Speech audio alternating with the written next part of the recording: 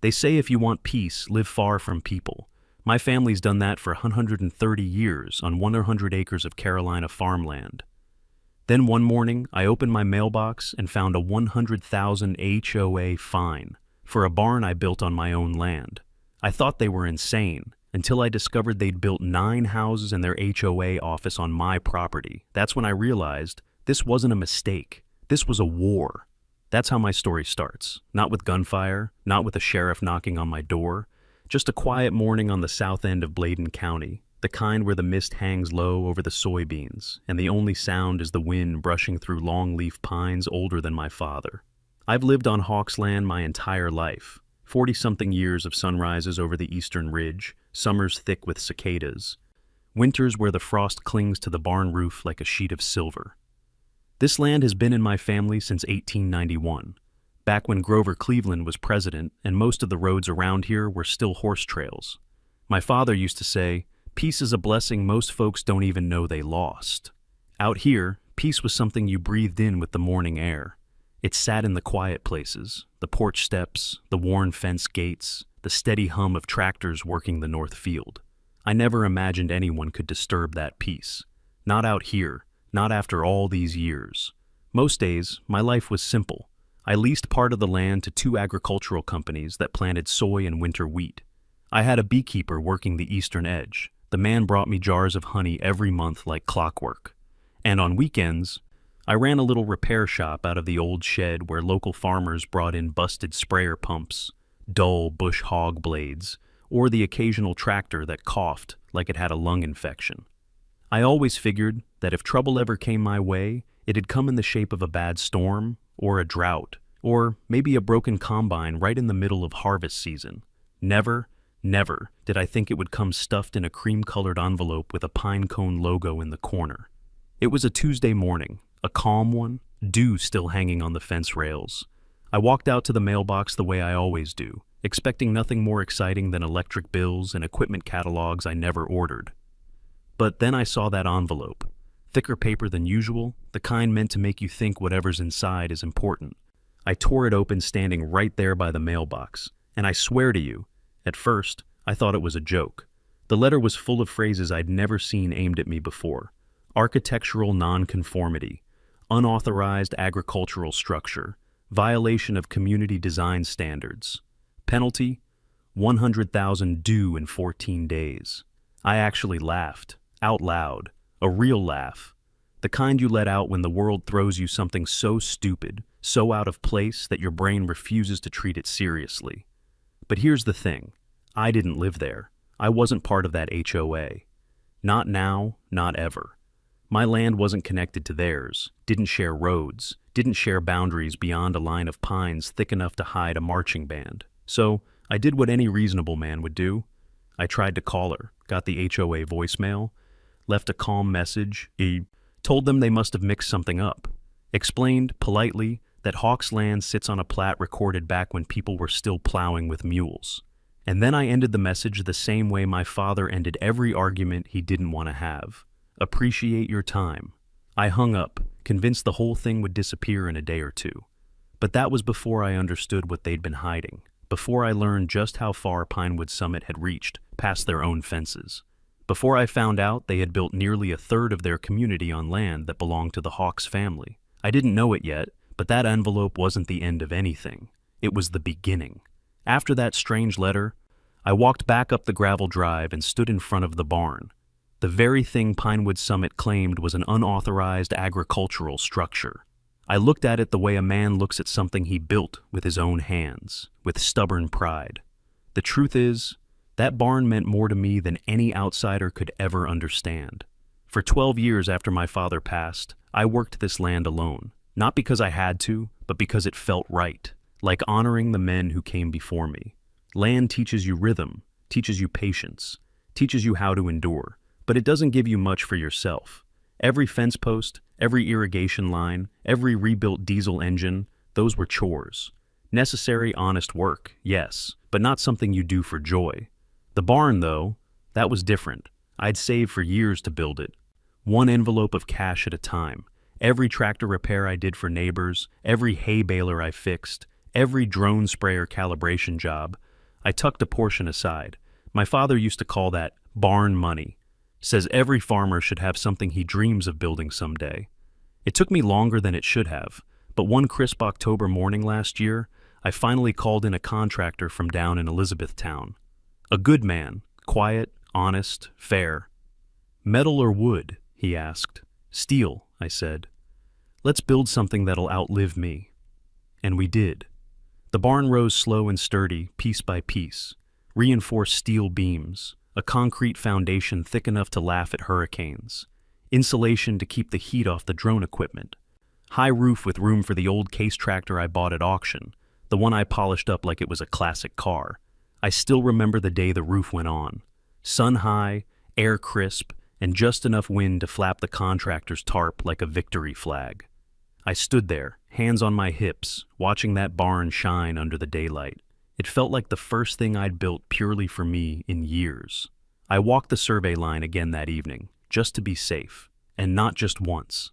I checked every boundary stake my father and grandfather had ever driven into the ground. Then I brought in Todd, my old surveyor buddy, the most precise man I know. He brought drones, GPS pins, and 2 trucks full of equipment. We checked every inch of that southern border, the same one Pinewood Summit now claimed as theirs. Todd even joked while we worked. Watch out, Brandon. HOA folks get real sensitive about barns. Couldn't have your tractors obstructing their sunset yoga. We both laughed, hard. The kind of laugh you have before a storm you don't see coming. Looking back, it wasn't funny, not even a little, because 3 weeks after that roof went on, 3 weeks after the barn became the one damn thing on this land that felt like a gift to myself, that's when the first HOA letter arrived. Architectural nonconformity, visual disruption, violation of community standards, all because I built a barn on my own land, 400 feet inside my own line, on property recorded in my family's name since 1891. Standing there that morning, looking at the barn as the sunlight crept across the metal siding, I felt something I hadn't felt in a long time, a quiet anger, not the hot yelling kind, a slower kind, the kind that lives in your chest like a weight. I ran my hand over the steel frame and said out loud, to no one but the red-tailed hawk perched on the fence post, "Over my dead body." Because this barn wasn't some ornamental structure. It wasn't a garden shed or a lawn flamingo they could nitpick about. It was part of my work, my livelihood, and my legacy. More than that, it was the line I wasn't going to let anybody cross. Not Pinewood Summit, not some HOA president with a clipboard, not even the entire Sierra Group developer company if they wanted to fight. Of course, I didn't know yet how far they'd already crossed that line. That revelation was coming. And when it did, it would flip this whole story on its head. I set that first HOA letter on the kitchen table and stared at it for a long minute, like it might suddenly rearrange its words into something reasonable. It didn't. Instead, it just sat there. Thick paper, pinecone logo, and a $100,000 fine printed like it was nothing more than a parking ticket. I read it again, slowly. Unauthorized agricultural structure, architectural nonconformity, violation of community design standards. It was the kind of language that didn't belong anywhere within 50 miles of a soybean field. Still, this wasn't her land, and it sure as hell wasn't her business. I dialed the number on the letter. After a few rings, the voicemail clicked on. "You've reached Pinewood Summit Community Services. Please leave your name, lot number, and the nature of your compliance concern." Lot number. That almost made me laugh. When the beep sounded, I kept my voice calm. "This is Brandon Hawks. I don't have a lot number. I'm not in your HOA. You've mailed something to the wrong address. My land's been recorded separately since 1891. Call me back. Appreciate your time." I hung up feeling satisfied. Annoyed, but satisfied. I figured the problem was already halfway solved. It wasn't. About 2 hours later, I was back behind the barn, greasing a stubborn pivot joint on the sprayer boom, when I heard tires crunching on the gravel. Slow, purposeful, not the speed a neighbor drives when they're dropping something off. I wiped my hands on a rag and stepped out from behind the tractor. A black Lexus SUV sat halfway up my driveway, sunlight glinting off the overwaxed hood. The kind of car that doesn't belong anywhere near dirt unless it's lost or showing off. The driver's door opened, and out stepped a woman in heels, on my property, heels that would have sunk like shovels into the mud if the ground weren't so dry. She didn't even look around first. She looked straight at me.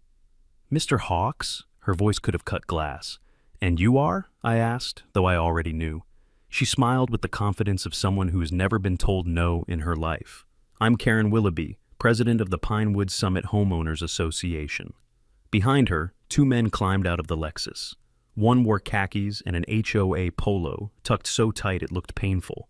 The other carried a measuring wheel, the kind surveyors use, though no real surveyor would show up without permission or proper paperwork. I took a single step forward, just enough to make sure none of them mistook my courtesy for weakness. "You delivered that letter?" I asked. "We did," she said, clasping her clipboard like a badge of office. "And I'm here to verify a potential setback violation regarding the structure you placed near our community boundary." I blinked. "My structure? On my land?" She tilted her head in a way that made me want to shut the conversation down immediately. "You may be unaware, Mr. Hawks," she said, "but the southern end of your property was included in the Sierra Group's 2016 Development Expansion Plan. Based on our records, this region falls under Pinewood Summit's Extended Architectural Review Zone." I stared at her. Then I said, very slowly, "My family's owned this land since your development was still a patch of trees and deer trails. I had a surveyor confirm the line before I built that barn. You're pointing at 100 acres of Hawks land recorded in Bladen County since 1891. Karen didn't flinch. She turned to the man with the measuring wheel. "Start from the eastern post," she said. "Confirm the footage." The man lowered the wheel, clearly hesitant. I stepped between him and the fence line. That's when the temperature in the air changed. Not literally, but in the way tension changes things. Karen froze, her clipboard lowered an inch. "This," I said quietly, "is your chance to get back in your car." The measuring guy swallowed. Karen adjusted her sunglasses with perfect, infuriating calm. "You're being uncooperative, Mr. Hawks." "You're trespassing," I replied. We stood there a moment, long enough for the pine trees behind her to sway a little harder in the breeze, as if the whole world was waiting to see who moved first. Eventually, she exhaled sharply. "You have 14 days, she said, turning back toward her SUV. "Non-compliance will result in escalation." They didn't say another word. She walked around her Lexus like she was circling a throne, slid inside, and the SUV rolled back down my drive without so much as a wave. I didn't shout, didn't threaten, didn't even mutter a curse. I just watched her go. And as the dust settled behind her tires, I felt something shift inside me. Something heavy, something old. Not fear, not yet, but a warning. A whisper in the back of my mind. This isn't a misunderstanding. They're coming for something. And as soon as Karen was gone, I walked straight into my office, opened my filing cabinet, and pulled out every deed, plat map, tax receipt, and survey record my family had saved for 3 generations. I didn't know exactly why just yet, but I knew I was going to need them. I didn't sleep much that night, not because I was scared, not yet, but because I couldn't stop replaying every second of that confrontation. Karen's smile, her measuring guy inching toward my fence post, her insisting my land had been integrated into their development zone, and especially the way she delivered that final sentence. "You have 14 days, Mr. Hawks." 14 days for what? To bow? To bend? To pretend my family's land had somehow become hers? I woke up the next morning before sunrise, brewed the strongest pot of coffee I'd made in years, and sat on the porch watching the sky turn from black to deep red. My father always said red sunrises were warnings. I didn't believe in signs, but that one felt pointed. Around 9 a.m., I heard tires crunching on gravel. For a second, my stomach tightened. Was Karen back already? But no, it was a kid. Couldn't have been older than 20. Skinny, nervous, hair gelled so hard the wind couldn't move it. He wore a polo shirt with the Pinewood Summit pinecone logo stitched on the chest. He didn't approach. He didn't make eye contact. He just held out a cream-colored envelope. Another one. Then he turned around and damn near sprinted back to his car. That alone told me this wasn't good. I opened it right there in the driveway. This time the paper was heavier, almost glossy. The pinecone logo had embossing, like this was something they wanted framed in a courthouse. The wording hit even harder. Continued non-compliance, escalated penalties, ongoing architectural disruption, new total $110,000, And then the part that made my jaw clench. Failure to participate in mandatory architectural arbitration shall incur daily fines. They were fining me. For not attending an HOA meeting I wasn't part of about a community I didn't belong to on land they didn't own. But nothing, not a single damn sentence, hit as hard as the final paragraph. The board authorizes potential enforcement mechanisms up to and including lien placement and seizure procedure. When I read that, something snapped clean inside me. Not fear, not panic, just a cold, steady anger. I folded the letter very slowly, the way a man folds something he intends to take to war, walked inside, and picked up the phone. I didn't call Karen. I called Ron. Officially, he's Ronald T. McAllister, attorney at law. But around here, he's the guy farmers call when the bank suddenly claims your fence is 2 feet on their land, or when a developer tries to buy your neighbor's field for pennies. He picked up on the second ring. "Brandon," he said, "I was expecting your call." "Oh yeah? You psychic now?" "No," he said dryly, "but trouble has a way of finding you." I read the letter out loud to him. Every word, every inflated legal phrase. He didn't interrupt, didn't sigh, didn't joke. When I finished, he said one sentence.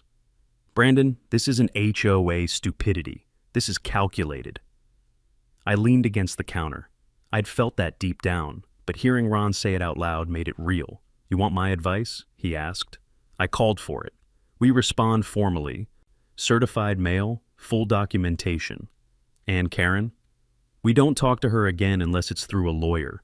Something's off here, something big. I stared out the window at the barn gleaming under the morning sun. "What do you think they're trying to do, Ron?" He hesitated. When Ron hesitates, you pay attention. "I think they're trying to rewrite the boundary on paper before someone checks the ground. I've seen this once before, years back. Didn't end well for the HOA. I exhaled slowly. "All right," I said, "let's do this." "Good, and call Todd. We're going to need a fresh survey, a full one." I hung up and immediately dialed Todd. When I told him what happened, he didn't swear, didn't laugh, didn't call them idiots like he normally would. He just said, "When do you want me there?" "Now." On my way. I stepped out onto the porch, letter still in hand, and looked south toward Pinewood Summit. Rows of identical beige rooftops peeked over the tree line like they were spying on me. For the first time since this whole mess started, I realized something. This wasn't going away. And whatever they were trying to pull, it was far bigger than a barn. Todd showed up 2 mornings later, the way men like him always do, early, quiet, and already halfway through a thermos of black coffee by the time the sun touches the tops of the pines. He didn't bother knocking. He never does. Just gave the screen door a tap with his knuckle. "Got your message," he said. "Sounds like we need to check some lines." Lines. Funny how a whole world can fall apart because someone refuses to respect one. We walked out to the southern edge of my property, the stretch of land that borders Pinewood Summit. I'd stood on that boundary 1,000 times in my life. As a boy, as a teenager, as a grown man. I could have walked it blindfolded, but that morning, something felt different, like the air itself was holding its breath. Todd set to work with a seriousness I hadn't seen from him since Hurricane Matthew took out half the county. He unloaded equipment from 2 trucks, GPS units, soil depth markers, a drone with a camera sharp enough to read license plates from 300 feet, a handheld tablet running the county's plat overlays. "Your folks really kept everything marked, didn't they?" he said, nudging one of the old boundary posts with his boot. "My grandfather set those with a sledgehammer in '63, I told him. Said a man should always know where his world ends and another begins." Todd nodded. "Smart man, shame not everyone listens." For the next hour, we walked the line, slow, methodical, careful. Todd took readings. I brushed away pine needles from old iron stakes.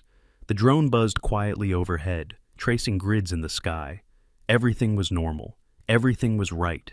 Everything matched the old plats and the new GPS. For a moment, I let myself breathe. Maybe the whole thing really was just paperwork madness. But peace never lasts long when someone wants what's yours. Around mid-morning, the crunch of gravel broke through the quiet, the same sound I'd heard when Karen first showed up. Todd looked at me. I didn't have to say a word. We both knew. The black Lexus rolled up like it owned the road. It didn't park politely on the shoulder. It didn't stop at the line. It slid halfway onto my drive like a knife being pushed into a cutting board. Karen stepped out. Same clipboard, same heels, same sunglasses that made it impossible to tell whether she was looking at us or looking down on us. Behind her, another HOA polo guy climbed out, holding a binder thick enough to choke a goat. She marched right toward us, fast, stiff steps, like someone trying to prove a point with every footfall. "Mr. Hawks," she said, voice bright but sharp around the edges, "I wasn't aware you were conducting a topographical survey today." Todd didn't look up from his equipment. "Ma'am," he said with that dry southern politeness only men like him can pull off, "we're not conducting a topographical survey, we're confirming a property line." "Big difference." Karen flashed a tight smile.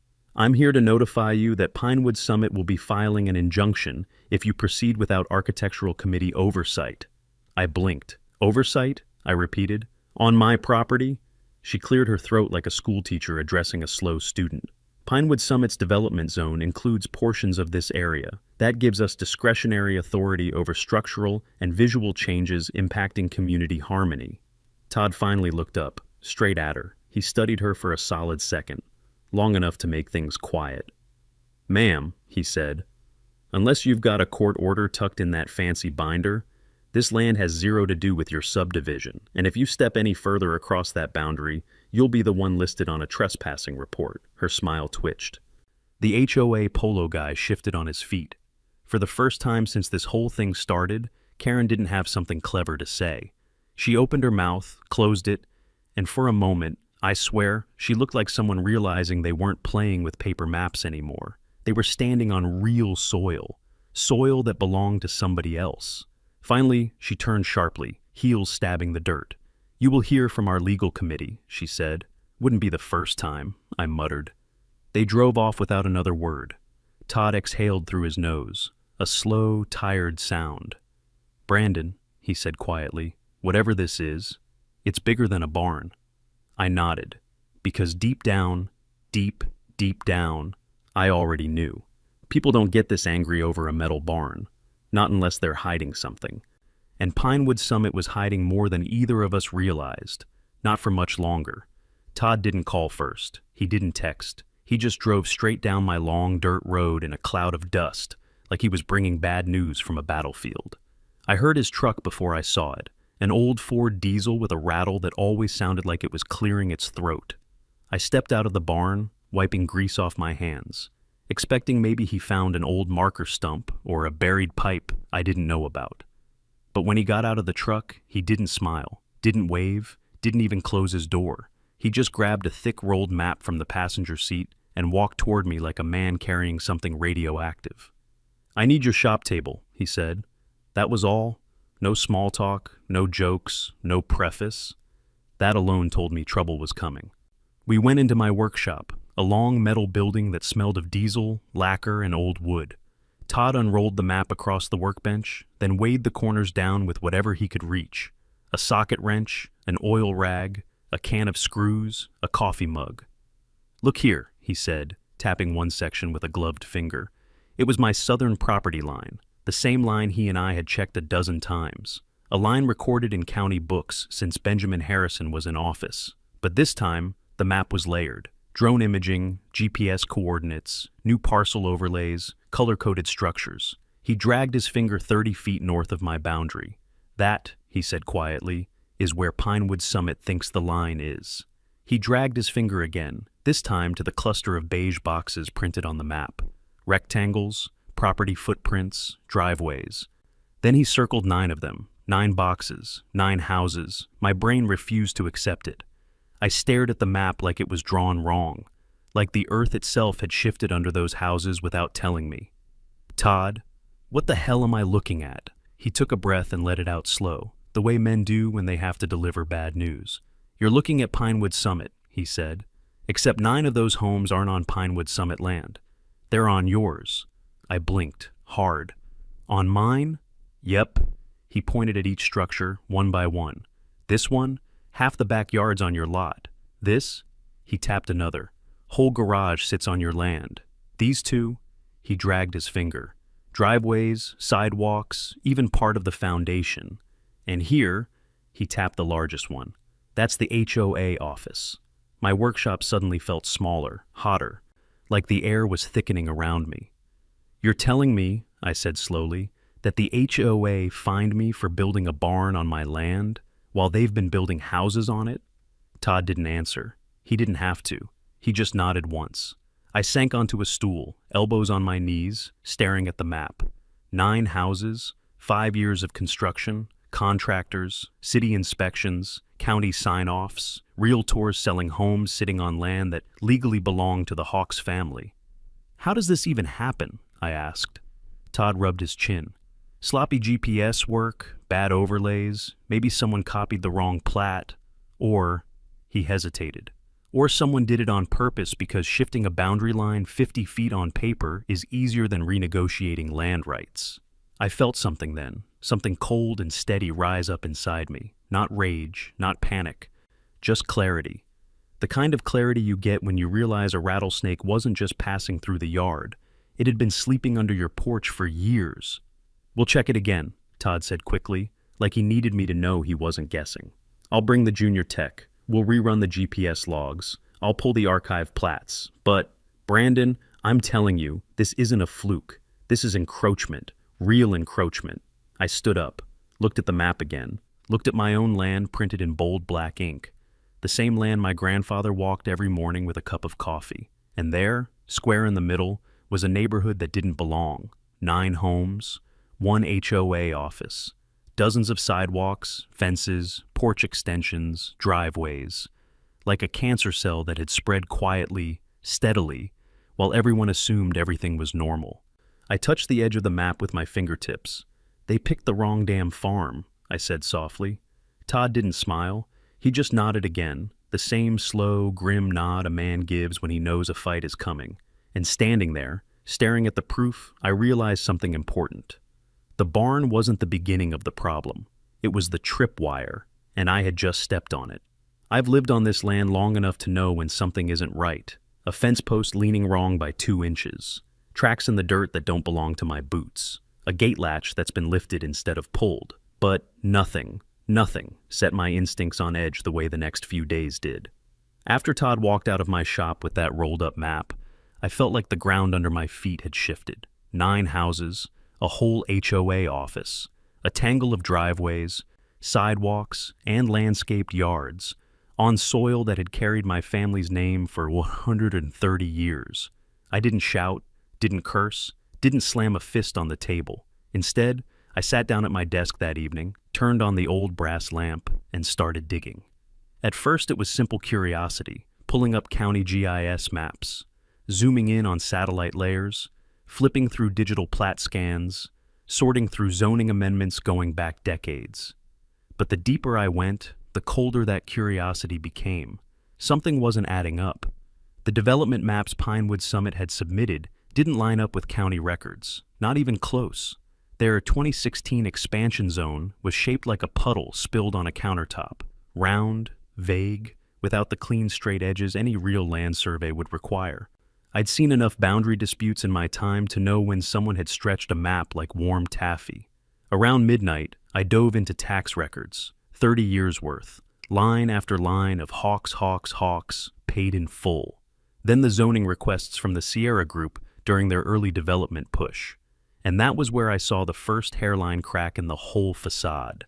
A parcel labeled dormant, no active owner, sitting exactly where my grandfather used to plant longleaf pines in the late 60s. My stomach tightened. Someone, somewhere, had intentionally marked a living, taxed, generational tract of land as owner unknown. That wasn't error. That was intent. I pushed away from the desk and paced the room. Every rancher, every farmer, every man who lives close to the soil knows this feeling. The low, creeping dread that something bigger than you is moving just out of sight. By the next morning, I knew I needed more than my own eyes. I sent everything I had to Ron. He read it, then called me with a tone I'd never heard from him before. "This isn't a zoning issue anymore," he said. "You're dealing with people who think they can bend land to their will." Through Ron, I got connected to a specialist, an older man with a stiff walk, pressed khakis, and a portable scanner he handled like a weapon. He didn't talk much, just nodded politely, opened his case, and began working across my dining table like a surgeon going over X-rays. For 3 days, he traced every coordinate across every document Pinewood Summit and Sierra Group had filed in the last decade.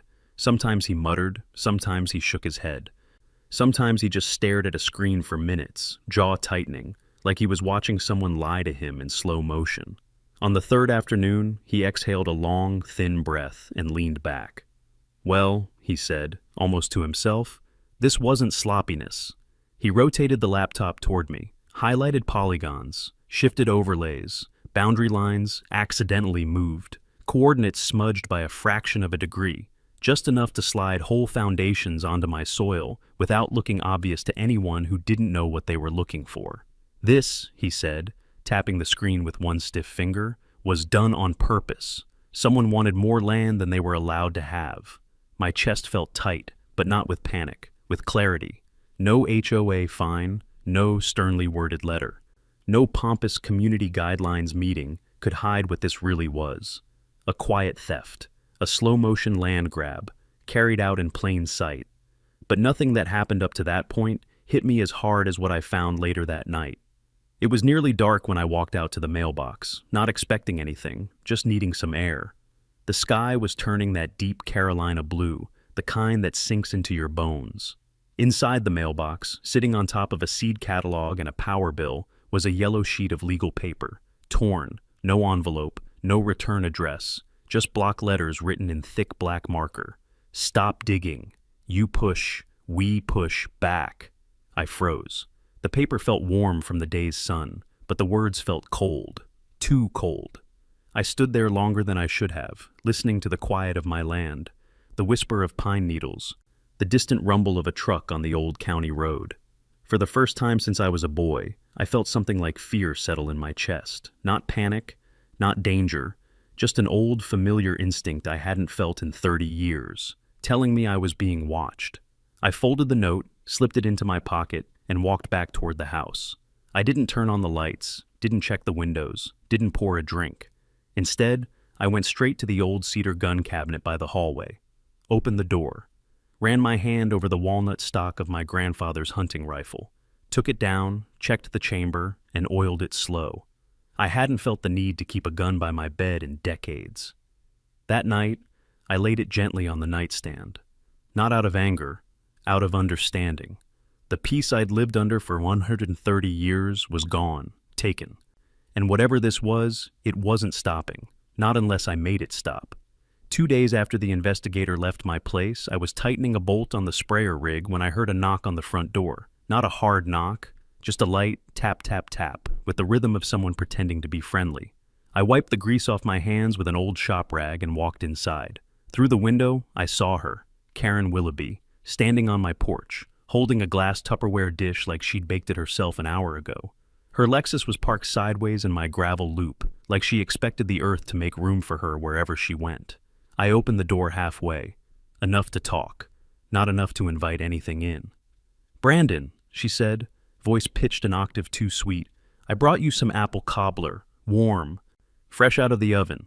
I looked at the dish, fogging slightly under the plastic lid, and then I looked at her.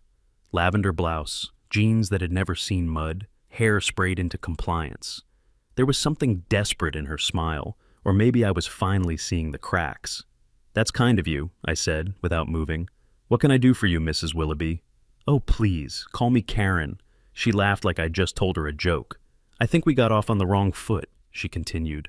"Misunderstandings happen. Our community would love a chance to talk things out. You know, outside of lawyers." There it was, plain as day, the fear, the scramble. She realized something, and whatever it was, it shook her. "We're having a small get-together this Friday," she said. "Just a few board members, light refreshments, free wine, an open dialogue." I didn't say a word, didn't even shift my weight. "You're welcome to join," she added. "No pressure, just neighbors trying to find common ground." I finally took the cobbler, not because I wanted it, but because leaving her standing there with it felt like more trouble than it was worth. Then I closed the door slowly before she could say anything else. The cobbler sat untouched on my kitchen table for the next 2 days. Ron called that same evening. "She showed up already?" "Yep," I said. "Then it's starting. Brandon, go to that meeting." You think it's a trap? It is absolutely a trap, he said. So, walk in, smile, and don't sign a damn thing. I laughed. I wasn't in the mood for humor, but it came out anyway. Friday night, I drove the old Ford down the county road toward Pinewood Summit. The clubhouse glowed like a scene out of a home decor magazine. Soft lights, potted plants, a wreath on the door, even though it wasn't a holiday. I parked right out front. Half because it irritated them. Half because the building was sitting on my land whether they liked it or not. When I stepped inside, the air smelled like vanilla candles and expensive cheese. Jazz music played from hidden speakers. Everything looked staged, like they were auditioning to be in a brochure. Karen hurried over in a flurry of perfume and overly bright smiles. "Oh, good! You made it!" She handed me a glass of wine immediately, like she was afraid I might leave before taking a sip. I didn't drink it. I just carried it. I looked around the room slowly. 5 board members clustered near the snack table, whispering. One young couple sitting stiff on bar stools like they didn't want to be there, and on a small table near the entrance. A clipboard, labeled Community Dialogue. Attendee acknowledgement subtle. Not subtle at all. I picked it up, read the first few lines. Perfectly ordinary sign-in sheet until the bottom. A small print clause about acknowledging community ordinances and reviewing future compliance processes. It wasn't a sign-in sheet, it was a booby trap. Karen drifted over, trying to look casual. "That's just for our records," she said lightly. "No big deal." I smiled at her, a polite, pleasant smile. "Then I'll take it with me," I said, "just to look it over."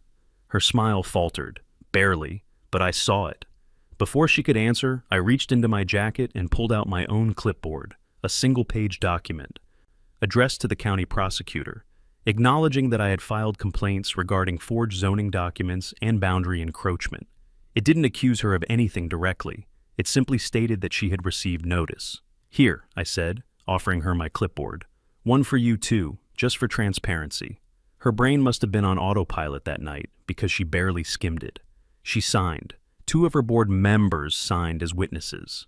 I thanked them for their hospitality, placed the untouched wine glass on the counter, and walked out before dessert. When I got back in my truck, the signed document sat in the passenger seat like a loaded weapon. Ron called just as I pulled into my driveway. "You get anything useful?" he asked. I looked at the signatures, Karen's name printed in perfect curls. "Oh yeah," I said. "I got exactly what we needed." And for the first time since this whole mess began, I felt the tide shift. Not completely, not yet, but enough to know that the first crack had opened in Pinewood Summit's pretty little walls. I didn't sleep much the night before the first hearing. Part of it was nerves, sure, but most of it was the simple fact that I'd spent half my life believing the county courthouse was a place where other people's problems got sorted out, not mine. But that morning, as I walked up those stone steps with Ron beside me, I felt something I hadn't felt since my father passed, the weight of family history sitting on my shoulders. Ron chewed on the end of a ballpoint pen the way some men chew on cigars. It was a bad habit, made him look like he was thinking too hard. But that morning, he wasn't thinking too hard at all. He was ready. We passed through the doors, and inside, Pinewood Summit had gathered like a cluster of frightened quail. The same folks who once strutted around their cul-de-sacs with clipboards and tape measures now sat quietly in polished rows, hands folded, eyes darting like schoolchildren before a scolding. And at the center of them, Karen Willoughby. I almost didn't recognize her.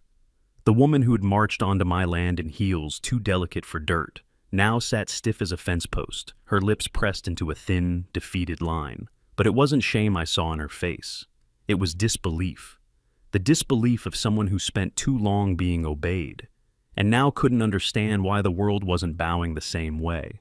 Her lawyer, a sharp-jawed man with a too-tight suit and a voice that sounded like it came free with an online law degree, stood to greet Ron, didn't shake my hand, just glanced at me like I was the root cause of all his future headaches. The judge entered, an older man with silver eyebrows as thick as storm clouds, the kind of judge who didn't need to raise his voice to be heard, the kind of man my father would have called a real damn fixture. We all rose. We sat. The world got quiet enough to hear my own heartbeat. Ron opened our case with the maps, then the deed from 1891, then the tax records, then the GPS logs. each piece laid out in order, like a line of dominoes falling in slow, deliberate motion. The courtroom shifted with every page he displayed, murmurs, soft gasps. A few people leaned forward when he showed the aerial drone images overlaid with modern zoning lines, revealing just how deeply Pinewood Summit had trespassed past their own boundaries. And then Ron paused. "Your Honor," he said, "before we move forward, there is one more document the court should see." I knew what was coming, and so did Karen. You could see it in the way she suddenly sat a little straighter, like she felt the noose tightening. Ron held up the paper she had signed voluntarily at the wine and cheese gathering, the acknowledgement document, the one confirming she had received our official complaint long before the HOA claimed they'd ever heard from us. He placed it on the judge's desk. The courtroom shifted again, like someone turned down the thermostat. Karen's lawyer lunged to object, but the judge silenced him with a single raised hand. "This is her signature?" he asked Ron. "It is," Ron answered. "And this is her handwriting on the date?" "It is. And this confirms receipt of the complaint she swore, under oath, she had never seen?" Ron nodded. The judge leaned back, folded his hands over his stomach, and looked at Karen with the kind of stare that could split firewood. "Mrs. Willoughby," he said slowly, "would you like to explain this?" Her lawyer whispered frantically, but Karen shook her head, and for the first time, her voice didn't carry the arrogance I'd heard on my land. "It must have been a misunderstanding," she said quietly. "A misunderstanding?" the judge repeated. He glanced around the room, let the silence work. Then he spoke. "You built structures on land that does not belong to you. You filed documents containing false information. You authorized fines, threats, and coercive actions against a man whose only mistake was trusting his property lines. This is not misunderstanding. This is malpractice, and it is trespass at the most fundamental level." He turned to me. "Mr. Hawks, do you wish to seek full restitution?" Ron didn't look at me this time. He didn't need to. "Yes, Your Honor," I said, voice steady. "I do." The judge nodded. "Very well. The court will proceed." But the day wasn't done. Not even close. Two zoning officials were called in for questioning. One admitted ignorance. One tried to explain away discrepancies in the maps, until Ron pulled up a saved file with metadata showing the exact night he'd attempted to modify a plat after hours. The courtroom reacted like someone had dropped a live wire into the benches. That official was escorted out by deputies before the hearing even ended. Karen's lawyer tried to save face, talking about good faith development and population expansion needs, and administrative complications. But none of it mattered. The judge's mind was made. He ended the session with a ruling that hit the room like a hammer. All development in the disputed zone is to be halted immediately. No sales, no building, no access beyond what is necessary for legal removal. The gavel cracked, the room exhaled, and Pinewood Summit finally realized they were standing on borrowed ground, and the bill was coming due. I woke before sunrise that morning, long before the engines started rumbling in the distance. Sleep hadn't visited me much the night before, not because of fear, those days were long gone, but because there's a strange kind of stillness that settles in your bones when justice is finally about to show up wearing work boots. I brewed coffee, black and strong, the way my father used to drink it when he knew he had a long day ahead. Then I stepped onto the porch and listened. The air had that tight electric quiet you get before a thunderstorm. Except this storm wasn't coming from the sky, it was coming down the county road. By the time the sun cleared the treetops, I could hear them clearly. The deep growl of diesel engines, the metallic clank of heavy equipment, the sheriff's radios crackling. And when I walked to the southern field, the place where Pinewood Summit had swallowed up my land like a snake swallowing eggs, I saw them all lined up. A convoy of excavators, bulldozers, dump trucks, and county demolition crews stretched across the gravel shoulder like a rolling steel army.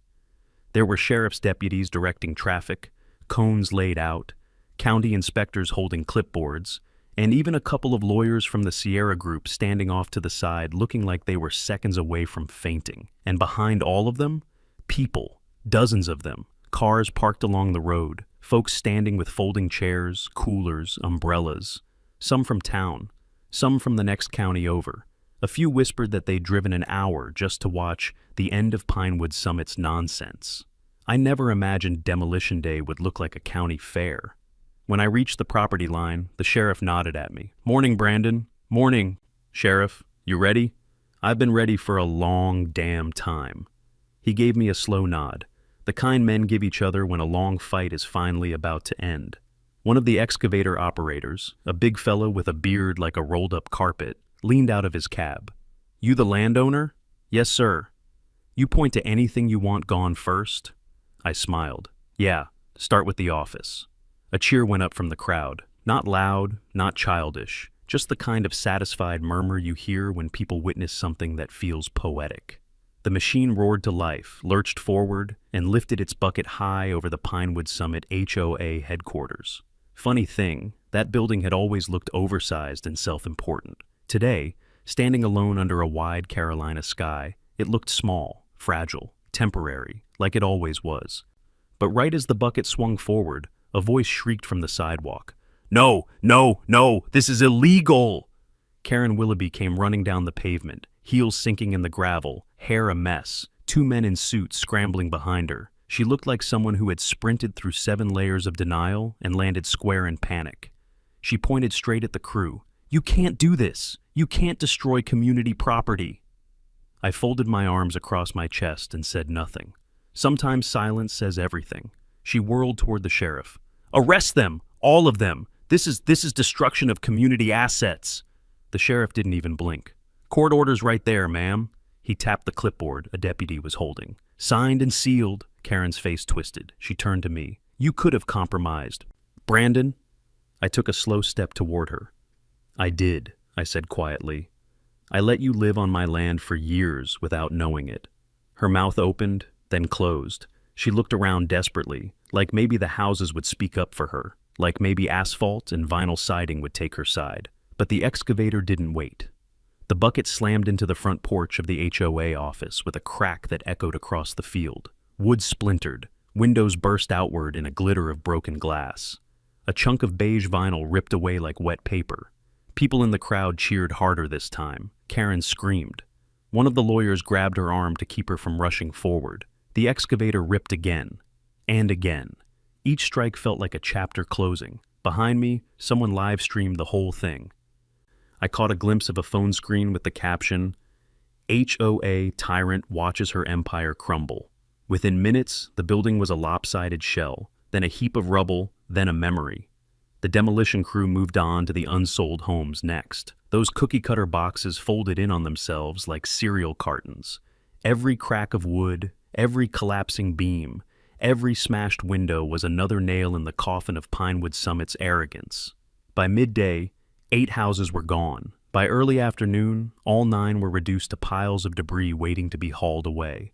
Karen watched every second of it, crying, screaming, bargaining with the sheriff, threatening lawsuits, then quietly sobbing when nothing worked.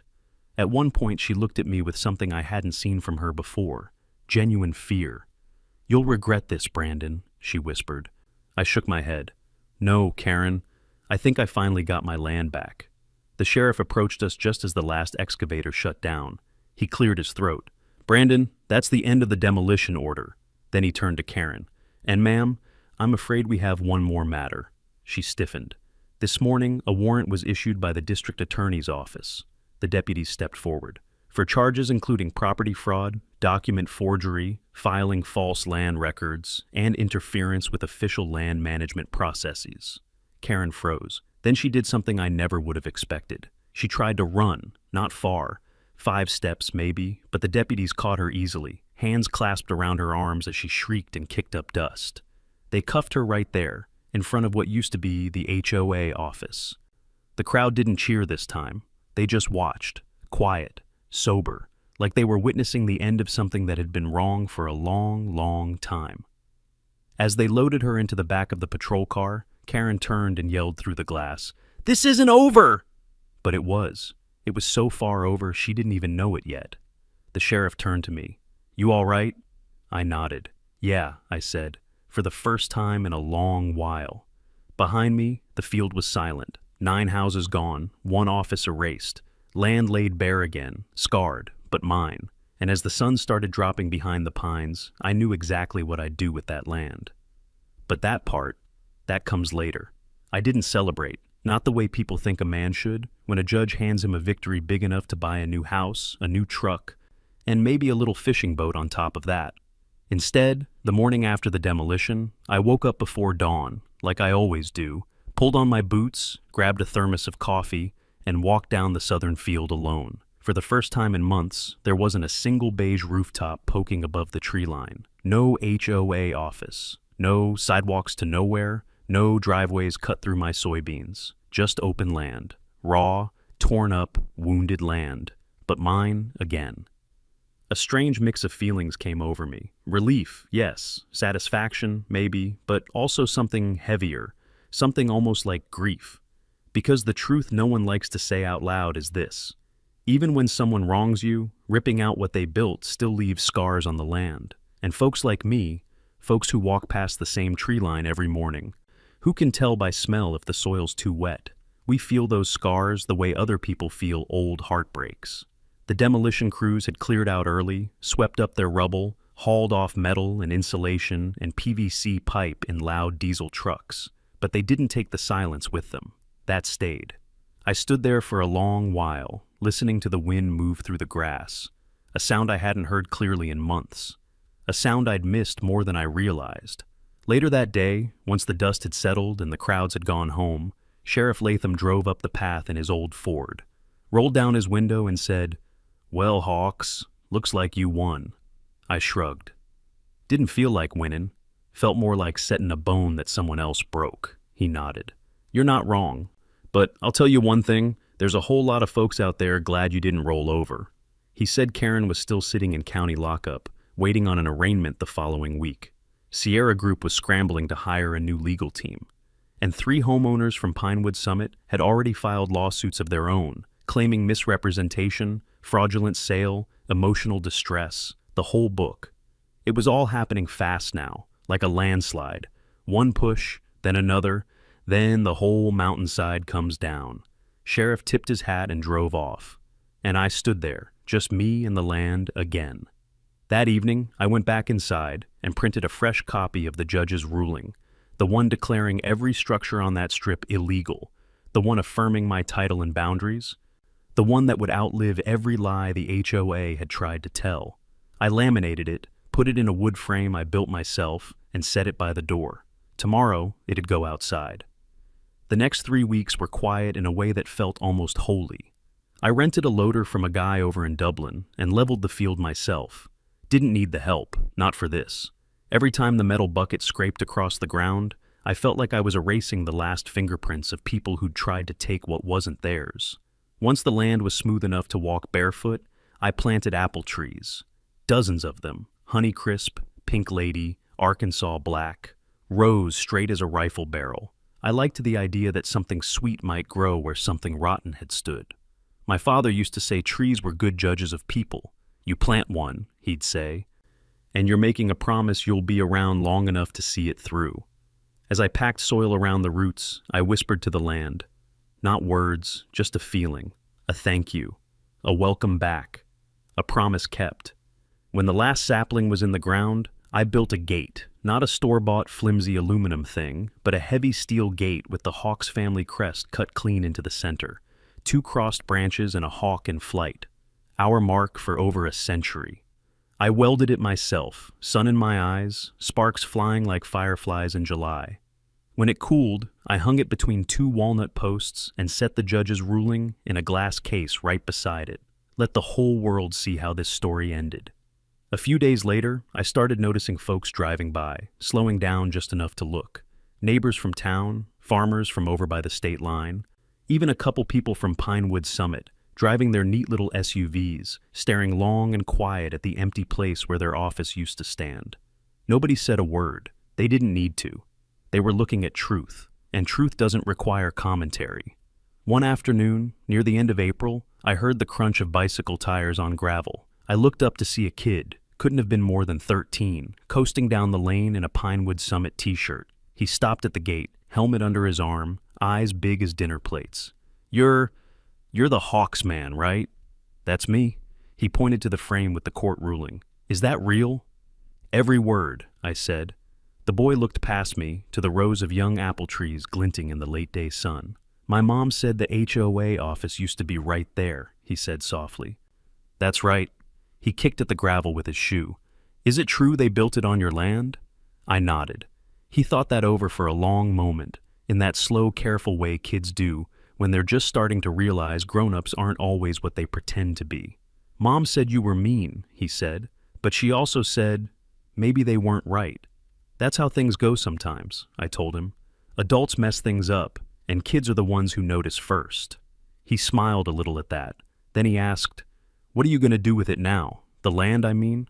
I looked out across the field, the saplings swaying in the breeze, the horizon stretching clean and open, the soil still marked with the memory of all that had happened. I'm going to let it grow, I said. Let it become what it was always meant to be. The boy nodded. Looks better this way, I smiled. I think so too. He put his helmet back on, pushed off the ground, and pedaled away. And as I watched him disappear down the lane, I felt something I hadn't felt since the day before that first HOA letter arrived. Peace. Not the fragile kind that breaks when the world comes knocking.